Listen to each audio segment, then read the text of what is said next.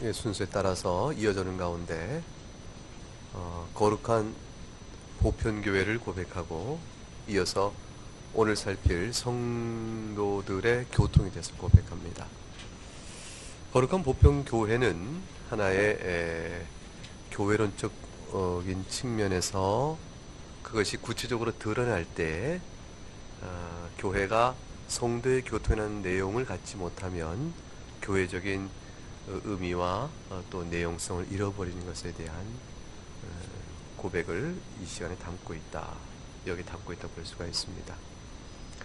성도가 서로 교통한다는 것이 무엇을 뜻할까? 무슨 말 그대로 따지면 성도들, 복수죠. 혼자가 아니고 여럿이 서로 교통한다, 서로 사귐을 갖는다라는 의미로 이해가 되겠죠. 신앙생활은 혼자 하도록 되어 있는 게 아닙니다. 하나님께서 처음에 사람을 만들 때도 혼자 만들지 아니하시고 둘을 만드셨어요. 남자와 여자다.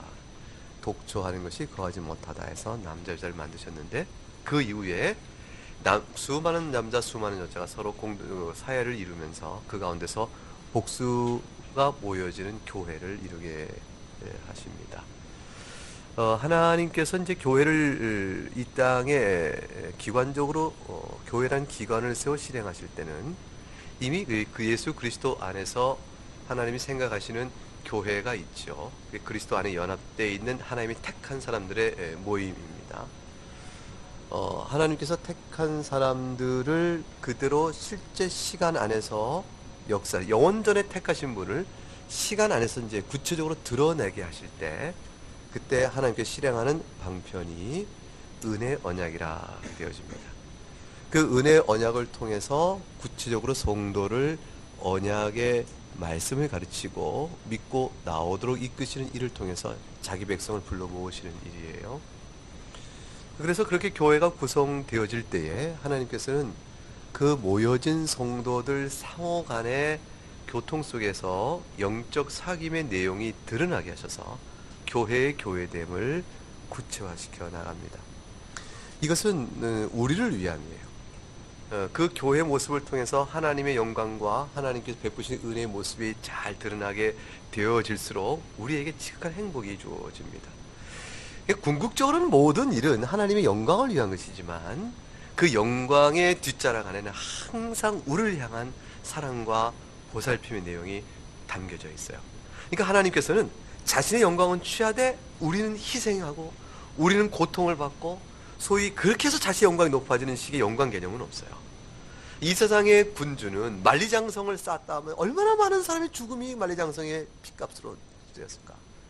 이 세상의 고대 유적의 어마어마한 것을 보게 되면 다 죽음의 바탕에 있어서 인간의 세속적 영광을 드러냈는데 하나님 만드신 이 우주 창조의 영광은 우리가 흘린 피 때문에 세워진 우주가 아니에요. 우리를 위해서 만드신 우주였고 그래서 모든 우주의 날짜와 연한의 변화들, 해와 달의 모습들, 별, 이 모든 것도 전부 다 이 지구상에 하나님 두신 인간을 위하여 우주 전체의 물리적인 구조를 만드시는 거예요. 그리고 우리를 위해서 하나님께서 모든 걸 행하시니 하나님께 받는 영광은 전부 우리를 위해 자신이 희생함으로 자신의 지혜로 행하심으로 우리에게 줌으로 받는 영광이신 것이지 우리에게 뭔가를 받아서 받는 영광이 아닙니다. 그러니까 우리가 하나님께 헌신한다, 또 하나님께 뭔가를 드린다는 것은 실제로 우리가 뭐죠? 드리는 거예요? 받는 거예요? 인정하세요. 받는 거라고. 우리가 하나님께 뭘 드리는 것은 실제로 하나님께 받는 거예요.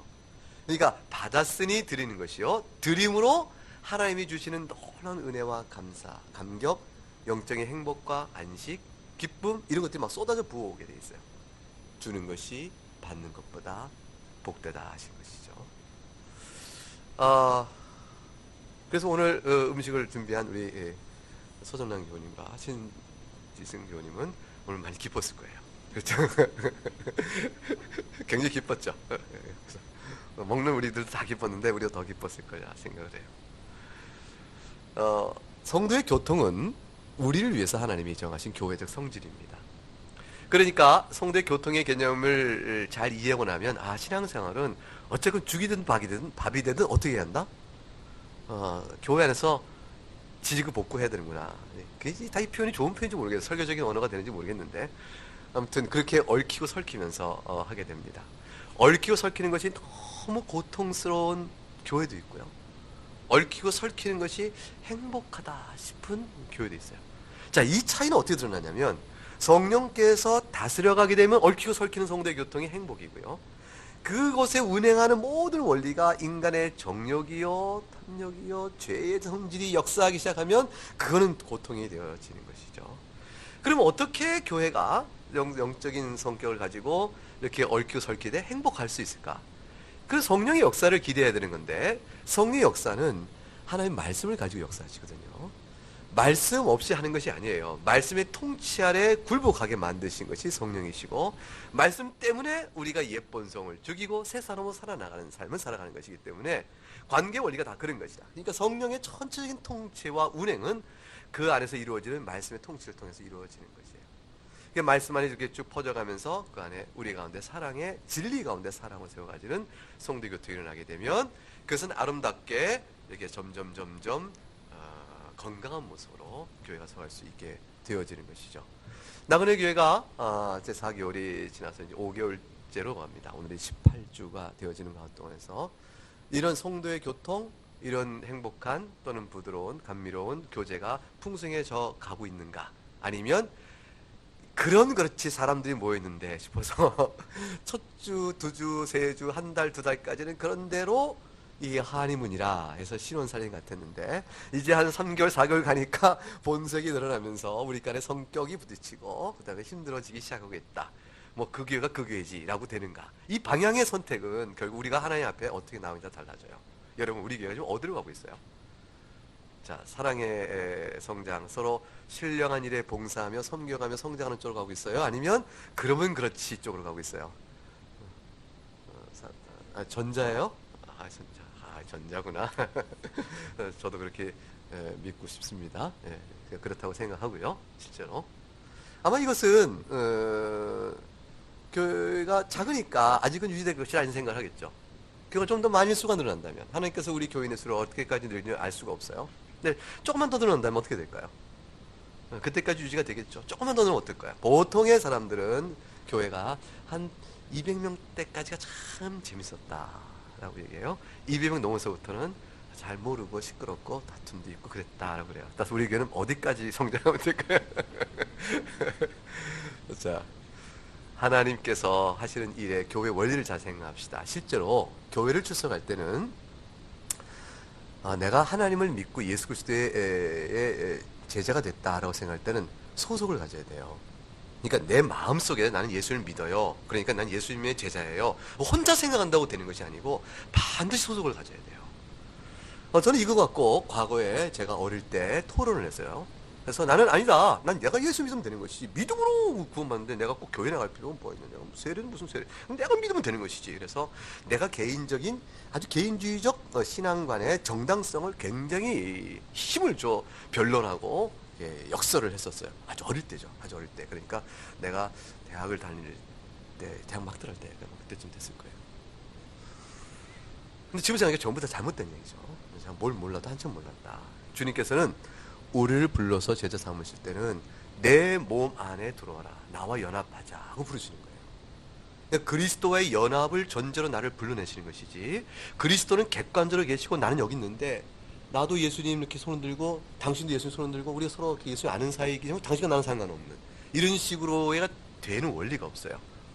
주님께 나를 자기 몸 안에 부르시고 그리고 또 다른 사람을 또 몸 안에 부르시고 몸 안에 부르신 다음에 이제 너희는 형제라 하고 엮어주시는 거예요. 주님 내가 이 사람을 왜 형제라고 불러야 돼요? 내가 이 사람을 이 사람 내가 난 이 사람 정말 아니에요 라고 한 사람도 뭡니까? 주님이 그냥 묻혀주시는 거예요. 이게 사실 교회처럼 별 사람을 별스럽게 만나서 엮어줘야 되는 이 단체가 없어요. 교회라는 것은 서로 알고 선택해 만난 마음이 아니잖아요. 서로 선택했어요? 아니잖아요. 와서 이렇게 보니까 교인이 되고 이렇게 서로 아는 거 아니겠어요? 주님께서 그렇게 엮어주십니다. 주님이 그 엮어주는 가운데 우리에게 성도의 교통을 이루라. 네가 나와 연합하여 쓴즉 서로가 연합되어진다. 연합된 상황 속에서 이루어질 영적 성질이 무엇이냐, 무엇을 하며 어떤 관계성을 가질 것인가 라는 것을 표현하는 것이 성도의 교통인데, 이 성도의 교통이 교회의 내면적 성질을 이루어요.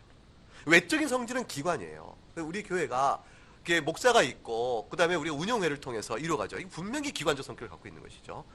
그리고 이와 같이 형태를 갖고 있잖아요. 기관적 성격을 갖고 있는데, 이게 교회로서의 외적인 형태라면 내면적 형태는 성도의 교통이에요. 그래서 누군가 우리 교회에 방문해서, 아니 또 우리 교회에 있다가 교인으로 등록해서 신앙생활 하다가 어떤 분이 너무 실망해서 교회를 떠날 수 있을 때, 외적인 기관적 측면 실망하고 나갈 때는 되게 뭐가 때리냐면 교회 운영적 측면과 그 다음에 말씀 사역과 성례전 사역이에요.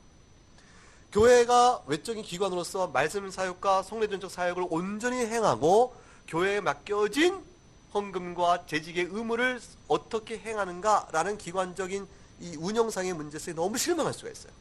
말씀에 실망하고 성례전적 시행에 실망하고 그 다음에 이 기구의 통치와 움직임이 이 교회 정치적 구조가 이게 불법적이다라고 생각되거나 불합리다 싶을 때는 너무 실망하고 교회가 아니야 이러고 나갈 수가 있게 되어져요. 근데 반대로 그런 것들은 제법 이렇게 모양이 갖춰져 가고 있는데, 그 안에서 성도를 사귀어 보니까 도대체 쌈박질을 하고 뒷담화하고 위에서 헐뜯고 그 다음에 편치가 않아요. 영적으로 보면. 그게 되면 뭐가 되니까 사랑이 없는 거죠. 그러면 교회가 아니다 하고 또 나가게 되는 거예요. 이게 교회가 교회냐라는 건 두 가지 측면인 거예요. 결국은 교회에 주심받은 은혜의 방편인 말씀과 성례적인 이 전달이, 말씀과 성례적 시행이, 말씀의 선포와 성례적 시행이 온전히 되어지는가, 그걸 통해서 교회 조직이 정상적으로 불법성이 없이 움직이는가 라는 것이 측면의 한 가지로 교회가 교회다운 모습을 보는 것이고, 또 다른 하나는 사랑이죠. 사랑이죠. 그러니까 이제 우리 교회는 어떻게 되겠어요? 말씀이 바르게 잘 가르쳐지고 진리의 말씀의 바탕에서 성도는 서로 간에 뭘 해야 되겠어요? 사랑을 해야 한다. 그렇죠? 사랑이 뭔지 아세요? 이렇게 물으면 참 죄송스럽죠, 그죠? 사랑을 왜 모르냐 그러실 거 아니겠어요? 그리고 저보단 더 사랑에 더 익숙하고 훌륭하실 터인데, 근데 사랑은 분명히 말하지만 쉽지 않다는 것이죠. 사랑은 의지적인 선택이에요. 사랑해야 함으로 사랑하는 것이지, 사랑할 수밖에 없어서 사랑하는 일은 그거는 본능이에요. 본성과 본능. 본성과 본능이죠. 그러니까 사실 조건에 의하지 않고 그 다음에 사랑의 관계를 대상으로 삼고 나가는 동안에는 끊임없는 하나님의 절대적인 성령 안에 역사가 필요해요. 그래서 기도하지 아니하면 절대 사랑 안에서 교회가 하나가 되지 못합니다. 그것은 뭘 의미하냐면, 성도 개개인이 성도의 교통을 해나가는 핵심적 원리는 뭐냐면, 하나님 정말 도와주세요. 하나님 은혜를 베풀어 주세요. 하나님 할 수 없어요. 제가 어떻게 이걸 해요? 라고 말하는, 자기 문제를 놓고 하나님 기도하는 각각의 성도의 기도가 있어야만 전체적으로 아름다고 따뜻하게 움직여져가요. 그러니까 우리가 절대로 상처 없이 교회생활을 못한다니까요. 예배 끝나고 집에 돌아가면서 잊은 건 뭐예요? 잊은 거는 설교. 기억나는 건 뭐예요? 상처. 도대체 그분은 오늘 나한테 왜 그러는 거야? 뭐 이렇게 이렇게 괜한 얘기, 눈빛이 왜 그래? 뭐 시작해서 그런 게 있을 수 있다니까. 지금 우리는 그런 게 없다면 너무 이상한, 우리가 특수성이 갖고 있는 건데, 일반적으로 이게 돌아갈 때는 상처가 남고 말씀은 다 잊어버려요. 그게 이상해요. 이상해요. 밥 먹으면서 잊어버리는 게 말씀이에요. 한 숟갈 먹을 때만 하나씩 잊어버리는 거예요. 너무 맛있다 그러면서 너무 맛있다 하면서 말씀을 싹 잊어버리는 거잖아. 그렇죠? 안 그렇습니까? 내가 사는 이유가 따로 있어요. 여러분, 이게 우리 마음에 그렇게 들어요. 돌아서서는 속이 상해요. 관계 문제는 항상 남의 탓이거든요.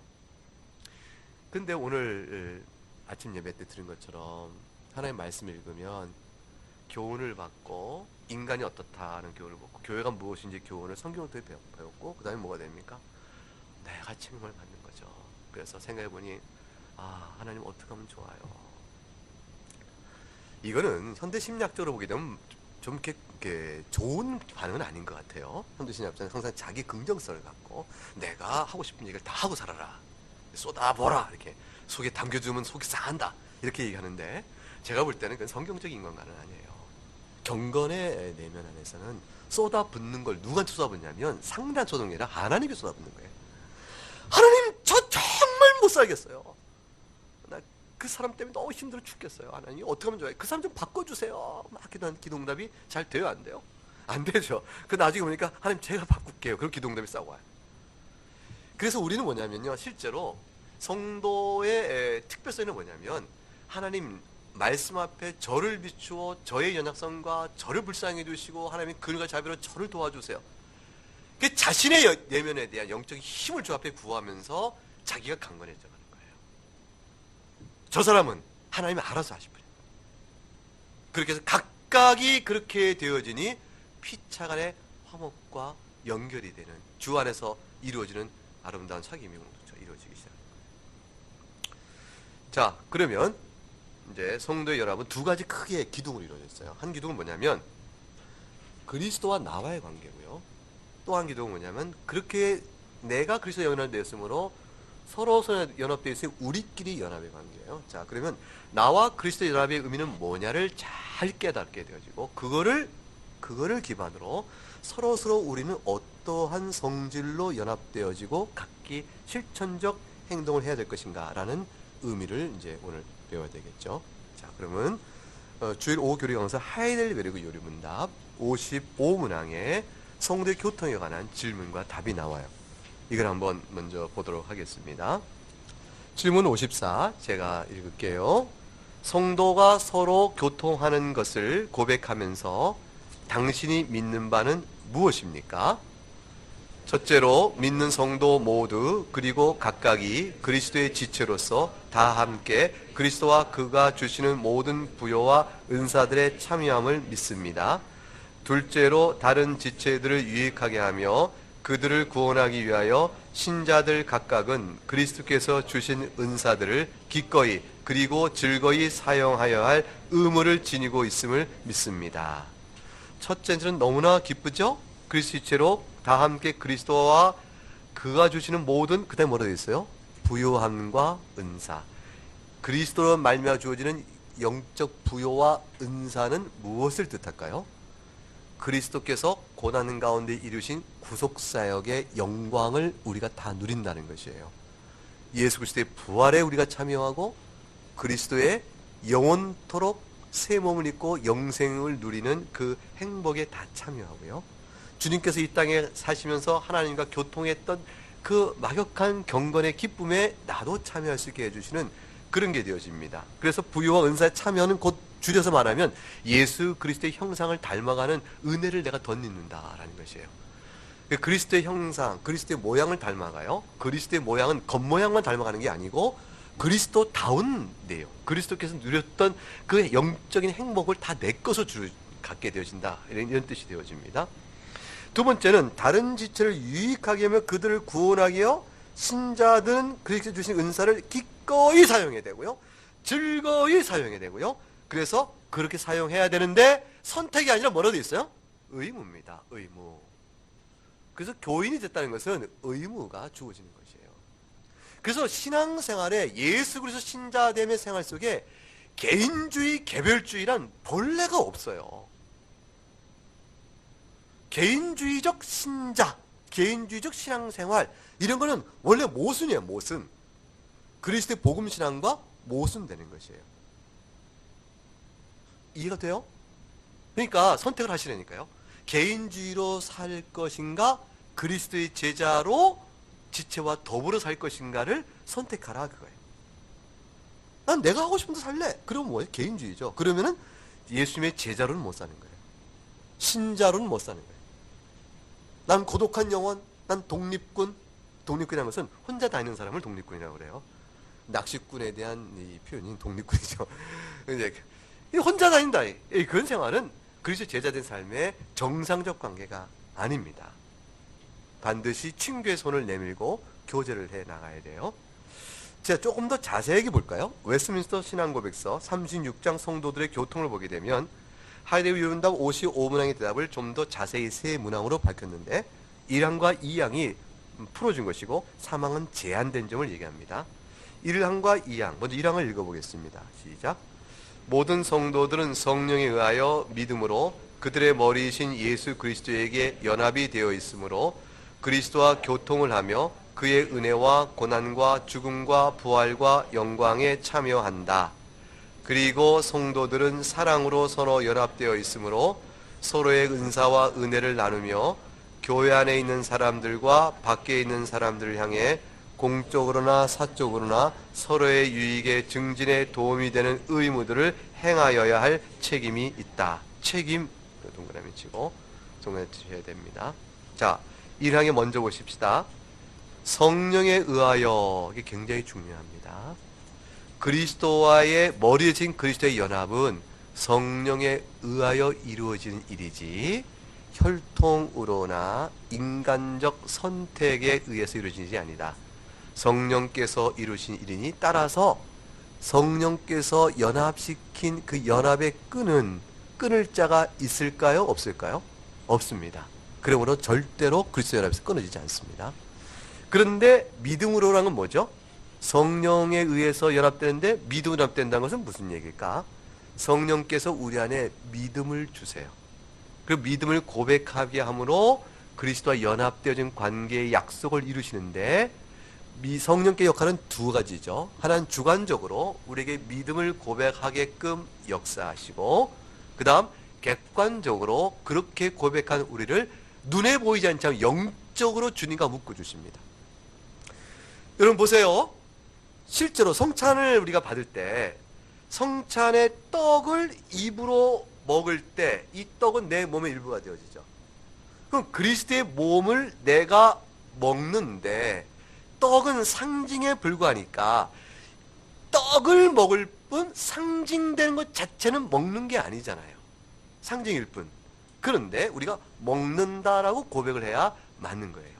그 무슨 말이냐면 떡을 먹을 땐 물리적으로는 떡을 먹는 것이나 그것이 상징하는 바를 기억으로 정신적으로만 그렇지라고 깨닫는 게 아니고 실제로 영적으로 주께서 떡에 임하고 계셔서 먹는 물리적인 떡을 통하여 그리고 떡을 통하여 상징됐던 그리스도의 몸과 영적으로 임하신 그 능력 역사가 실제 나와 함께 연결되도록 하시니까 영적으로 실제로 주님의 몸을 먹는 게 되어버립니다. 그래서 실제로 영적으로 먹는 것도 사실이에요. 사실적이에요. 관념이 아니에요. 사실이에요. 그러니까 성령 안에서 내가 중생했다라는 것이 관념이에요. 실제 성령께서 우리와 함께 계세요. 실제로 성령께서는 눈에 보이지 않지만 실제로 임하고 계신 것처럼 성령의 성찬을 받을 때는 실제로 떡과 함께 임하고 계셔서 입으로 먹는 것과 같이 믿음으로 주님을 먹는 거예요. 그래서 입으로 영적으로 먹는 것이 영적으로 연합이 되어진다라고 얘기하는 것이에요. 그래서 물리적으로는 먹는 건 아니지만 영적으로는 연합이 된다. 그래서 실제 주님과 우리가 하나가 됩니다. 이거는 칼빈이 말할 때는 너무나도 실제적이라고 했어요. 실제적이라는 것이 만져서 알 수 있는 감각적 실제성 외에 영적인 실제성도 있다. 하나님이 계세요, 안 계세요? 진짜로 계시죠? 하나님은 물리적으로 계신 것이 아니고 순수한 영이시잖아요. 순수한 영이시지만 이 세상에 있는 어떤 감각적인 것보다도 더 실제적으로 계세요. 왜냐하면 모든 존재의 근원이시니까. 이 세상 우리가 있다고 아는 것들, 이거 정말 있네, 정말 있나는 것들은 없어질 것들이라고. 존재 자체가 이것의 속성이 아니에요. 존재는 거두면 없어지는 것이에요. 우리도 이렇게 있지만 저도 잘 존재하는 것이 하나님이 존재하게끔 하니까 있는 것이지 본래 내 것이 아니에요.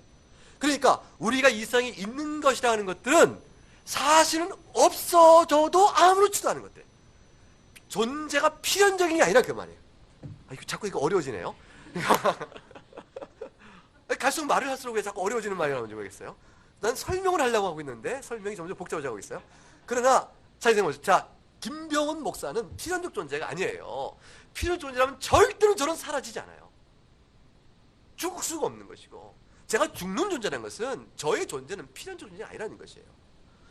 제 영혼도 주님께서 없앨 수 있어요. 우리 영혼은 2차적인 원인인 자연적 원인으로는 파멸되지 않아요. 어떤 영혼도 자연적인 인과관계는 파멸되지 않아요. 하나님이 그렇게 불멸성을 부여했지만 제1원인이신 하나님에 의해서는 없어질 수가 있어요. 만드신 분이시니까. 하나님에 의해서만 파멸될 수 있는, 따라서 자연적인 원인으로는 불멸성의 영혼을 갖고 있는데, 이 영혼도 내가 스스로 존재하는 게 아니에요. 스스로 존재는 하나님만 하시니까 하나님만 존재의 필연성을 가져요. 나머지는 뭐죠? 다 없어질 수 있는 것들이에요. 자, 그러니 우리가 정말로 있어 라고 말하는 것은 사실 없어질 수 있는 것들이에요. 근데 정말로 존재하는 게 뭘까요? 생명의 근원이요, 존재의 근원, 영이에요. 영. 하나님 영으로 계신 그분께서 영으로 실제하세요. 따라서 성령께서 우리 안에 계신다는 것은 실제예요. 이거는 관념이 아니에요. 떡에 주님께서 임재하신다는 것은 관념이 아니고 실제예요. 그래서 떡을 입으로 먹을 때 주님을 실제로 먹는 것 같아서 영적으로 연합되어진다. 주님과 영적으로 연합이 되어지는 거예요. 실제로. 자, 그런 것처럼 성도의 교통을 통해서 그리스도와 연합이 되어진 것은 성령에 의해서 성령께서 객관적으로 우리를 그리스도와 연합시키세요. 그리고 믿음으로 고백해서 주관적으로 주님을 받아들이게 하는 것이에요. 예수를 믿습니다 고백하는 그 순간 주님이 내 안에 들어오시옵소서. 주님을 리셉션, 받아들이는 영접의 역사를 이루게 되어지고, 그걸 통해서 객관적으로 성령께서 우리를 하나 꽉 묶어요. 나에게 믿음을 주신 성령께서 주관적으로 객관적으로 주님과 나를 하나 묶어주시는 일을 행하신다. 그래서 실제로 그리스도를 믿고 나오는 사람은 그리스도에 연합되어 있습니다. 여러분이 진짜 그리스도에 연합되어 있으니까요. 나그네 교회가 주님과 연합되어 있어요. 믿으세요? 예수 그리스도의 몸의 일부였죠, 우리가. 정말이니까. 그래서 우리는 이 땅에 살면서 예수님 때문에 고난받게 돼요. 예수님 이름 때문에 고난받는 일을 각오해야 되는 거죠. 피할 수가 없어요. 예수님을 떠나면 모를까? 예수님 안에 들어온 이상 예수님이 당하시는 고난이, 예수님 이름으로 받는 고난을 우리는 각오해야 한다.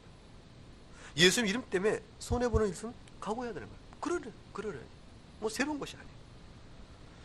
그 대신 그리스도의 부활에 나도 부활을 해요. 여러분, 그리스도의 부활에 우리가 동참하죠? 동참했나요? 할 예정인가요?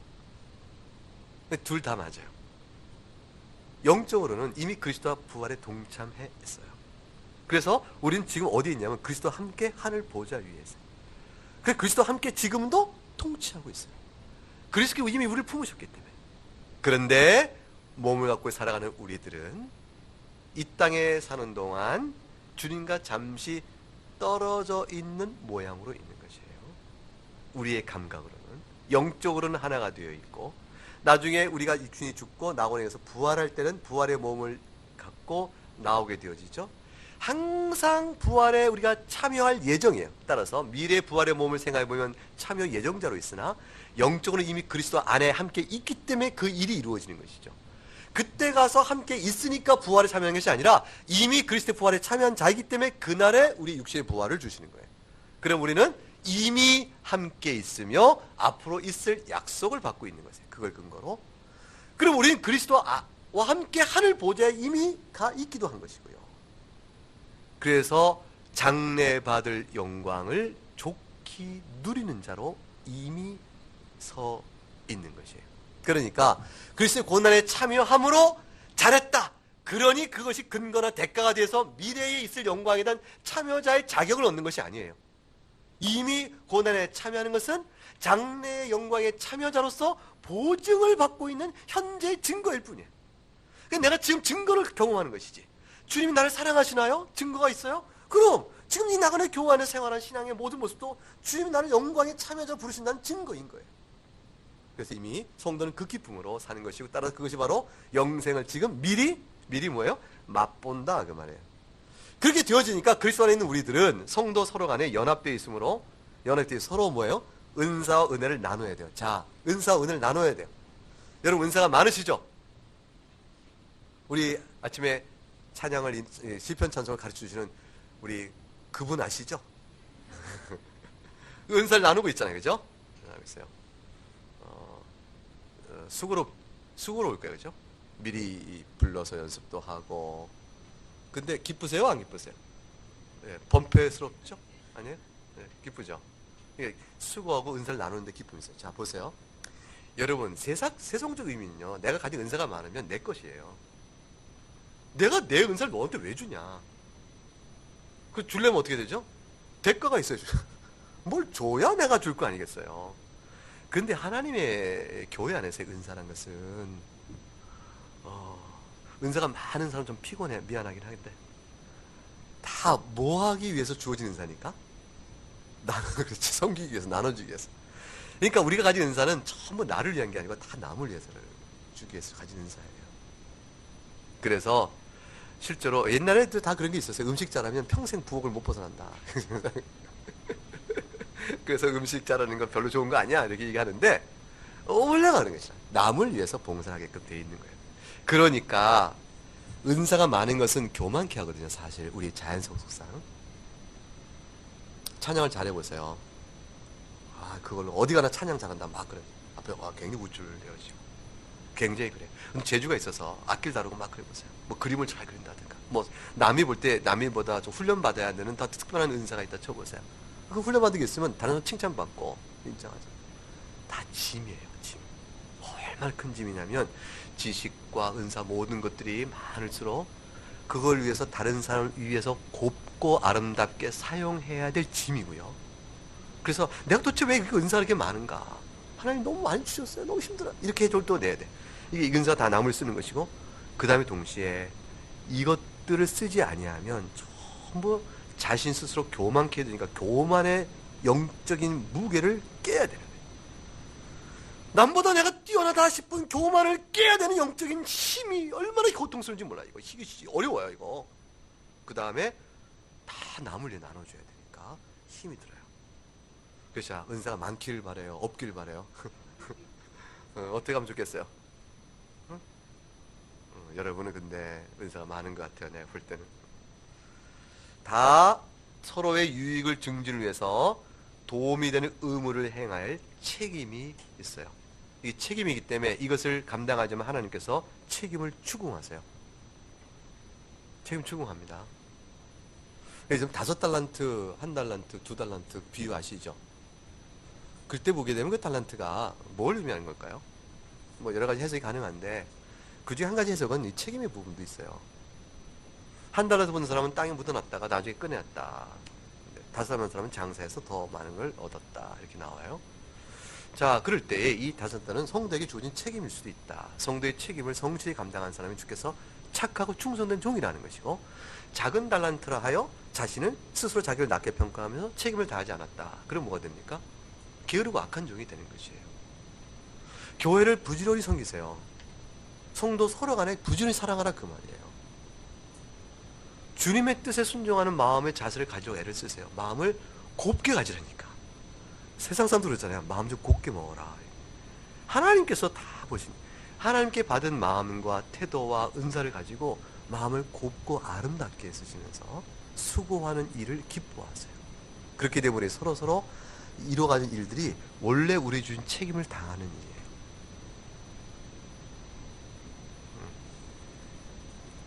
잔소리 같은가요? 2양을 읽어볼까요? 2양 시작.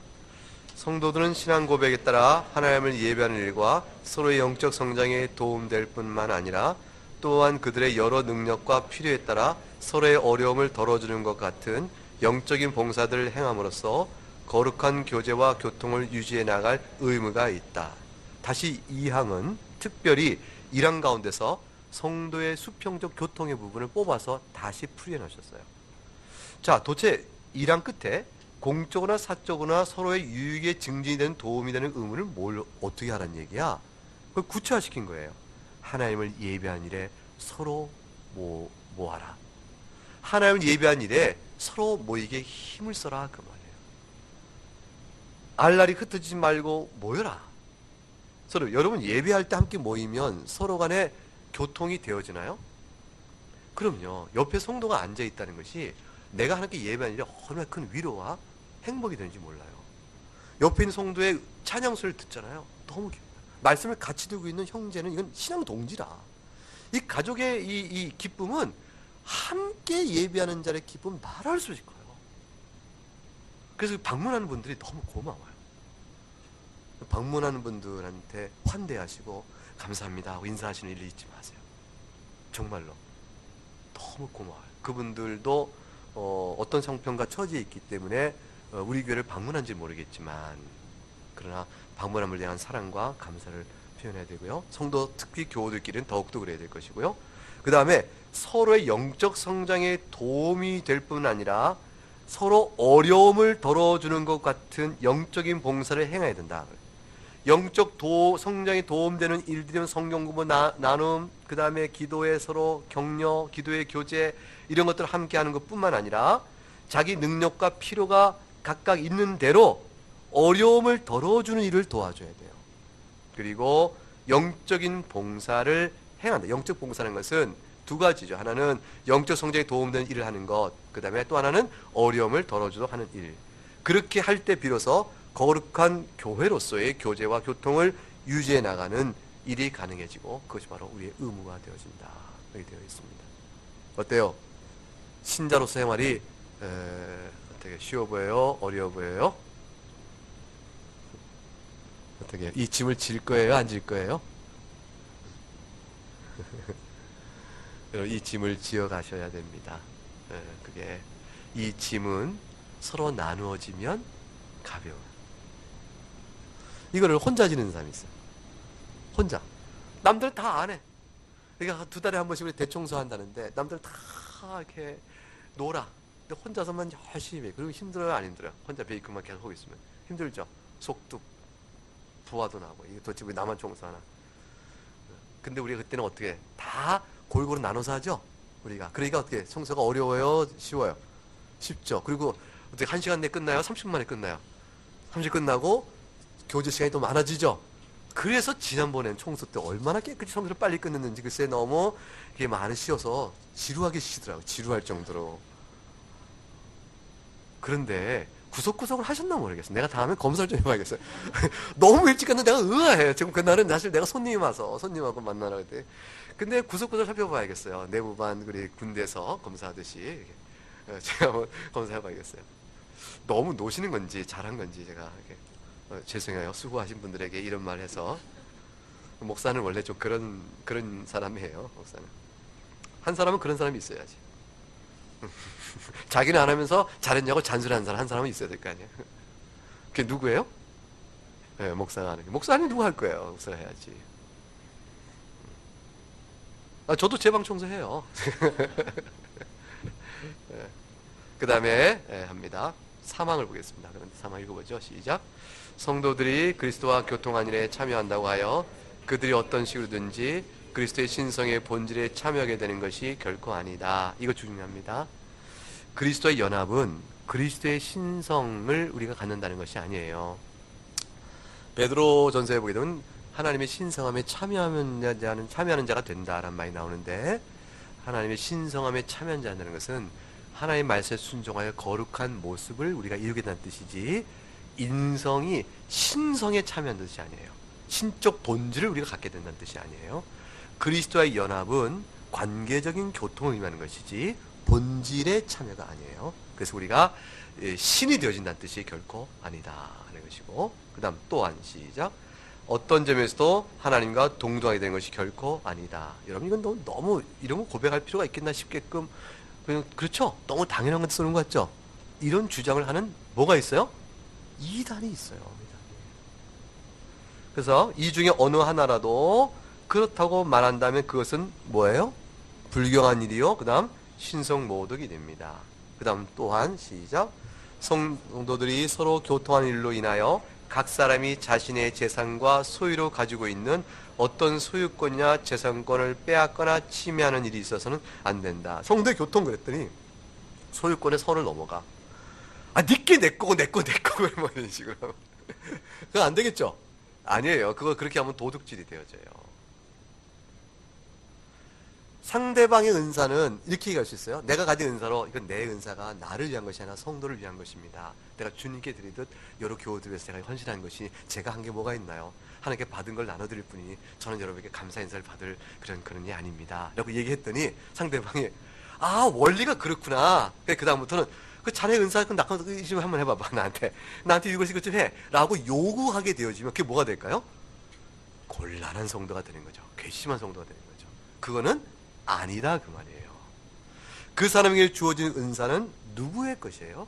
그 사람에게 하나님이 맡기신 거예요. 그 사람이 성도의 의무를 다하여 상대를 위하여 그 은사를 사용할 때는 받은 상도는 어떻게 돼? 감사로 그를 공경하고 기쁨을 표해야 되는 것이지. 아, 당신이 가진 건 다 당신 게 아니라 사실은 하나님이 우리를 위해 주신 거니까 그건 내 거야 라고 말하면서 자기 임의로 쓰면서 감사를 표현하지 않으면 잘못된 일이라 그 말이에요. 그것이 잘못되어지면 물적 재산도 그게 다 네 거냐? 하나님 내게 맡기신 던 청지기에 불과하고 그러니까 네 재산 내가 좀 써야겠다라는 소유권적 의식이 한계를 넘어서 버리는 것이에요. 아주 이상한 예수 믿는 사람들이 그런 사람이 너무 많아. 진짜로 정말로 그래요. 그래서 정말로 예의가 없고 고마움을 모르고 뻔뻔해요. 그리고 강력하게 요구해와요. 그 다 하나님 이름으로. 여러분, 교회가 선교해야 되는 거 아닙니까? 선교하는 교회가 교회입니까? 내가 지금 선교사 나가는데 나는 후원해야 될 거 아니겠습니까? 나를 후원하지 않으면 여러분은 교회로서의 자격을 잃고 있는 거예요. 이렇게 말하면 그 맞는 말 같기도 하고 들으면 어떻게 돼요? 예, 교회는 선교를 해야죠. 그러나 선교를 해서 당신의 선교를 도와야 될 의무가 이 교회가 갖고 있는 것이 아니에요.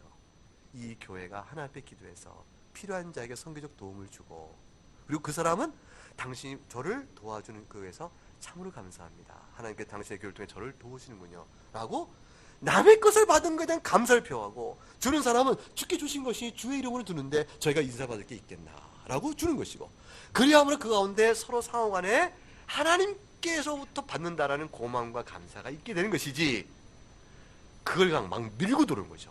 밀고 막 들어오는 것이에요. 그거는 교회적 차원이나 개인 차원에서 마찬가지로 밀고 들어오는 사람이 있어요. 당신이 말이지 예수 믿는 사람이라면 당신이 그럴 수 없지, 시간과 물질을 내서 나를 도와야 될 거지, 이게 얼마나 주님과 해야 될 일이 아닌가 라고 밀고 들어오는 압박은 말하자면 정상이 아니다. 그런 건 아니라는 것이죠. 하나만 생각하고 다른 것은 생각하지 못하는 것이죠. 다른 사람이 갖고 있는 재산과 소유권, 자산권을 빼앗거나 침해하는 일이 있는 것을 말하는 것이 아니다. 성도 교통의 의미를 잘 이해해야 한다라는 것이에요. 자, 주의 말씀을 쭉 찾아보고 살펴보려고 했는데 말로 제가 주어진 신앙 고백을 통해서 말씀을 풀어드렸습니다. 거기에 각각에 나와 있는 요절들이 있습니다. 찾아보시면 여러분 놀라울 정도로 하나님께서 그리스도 우리의 연합의 일체성, 성도 연합의 의미, 교회론적 의미에 대해서 얼만큼 밝히 말씀하는 걸 알 수 있습니다. 자, 결론, 개인주의적, 개별주의적 신앙이란 본래 있을 수 있다, 있을 수 없는 것이다, 있을 수 없는 것이다. 이거는 비정상이에요. 그래서 어느 교회에서, 어느 지교에서 힘이 들어 그 기회를 나오게 될 수가 있어요. 나오면은 가나안 성도가 된다고 그러죠. 가나안. 뒤집어 얘기가 뭐가죠? 안 나가 성도가 가나안 성도로 이렇게 이제 잠시 있을 수 있어요. 잠시. 그러니까 잠깐 동안 그럴 수 있는 일은 현실이 악하니 그렇다 할지라도 이내 곧 다시 교회를 정한 소속을 갖고 신앙생활을 해야 돼요. 여러분 혹시 나그네 교회 신앙생활 하다가 만에 하나 어려운 일이 생겨서 여러분이 도저히 기도하다가 나그네 교회를 떠난 일이 있게 되어지면, 나그네 교회를 떠난 것이지만 교회 지교회 자체를 떠나서 혼자 가나안 성도로 안 나가를 오래 하면 안 됩니다. 아시겠어요? 반드시 어딜 또 찾아가야 돼요? 지교회를 찾아가서 그 소속을 두고 신앙의 뿌리를 다시 내려야 돼요. 아시겠죠? 이건 중요한 이에요. 여러분이 나그네교로 왔던 것과 같이 그런 일이에요. 하나님께서 또한 누구라도 지금도 그렇게 해서 주의 양떼를 교회로 보호하시고 계속 불러내고 계세요. 우리가 그 은혜를 입어서 나그네교를 시작하게 된 것과 마찬가지로. 네, 기도하겠습니다.